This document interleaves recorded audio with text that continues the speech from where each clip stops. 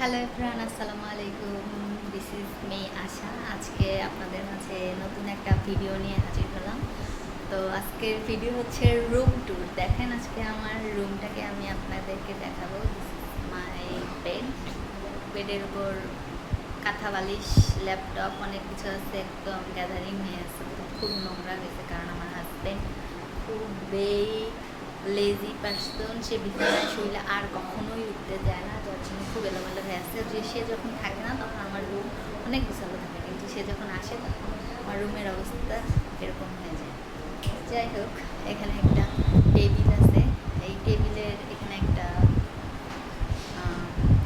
Mug আছে। মগের মধ্যে ম্যাক্সিমাম সময় তেলাপোকা না হচ্ছে কি টিকটিকি করে থাকে, টিকটিকটার জন্য ওইটা বারবার আমার ক্লিন করতে হয়। যাই হোক, এখানে আমাদের কিছু কাপড়ের স্টান আছে। আমরা খুব গরিব, তাই এইভাবে আমরা কাপড় এখন রাখতেছি।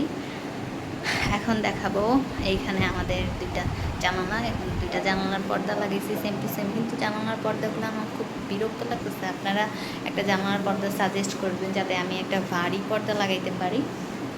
দিনের বেলা অনেক বেশি আলো আসে, যার জন্য আমার ঘুমাইতে অনেক কষ্ট হয়, বিরক্ত লাগে।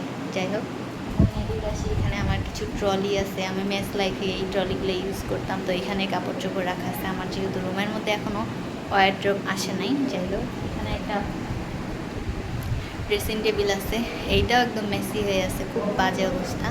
আজকে গুছাই ফেলবো ইনশাল্লাহ। গুছানোর পর আপনাদেরকে একটা ভিডিও দেবো। এই হলো।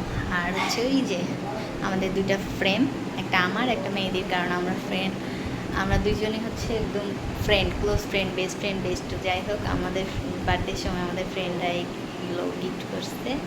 তো আজকের মতো এইটাই থাক, আবার দেখা হবে নেক্সট কোনো ব্লগ নিয়ে।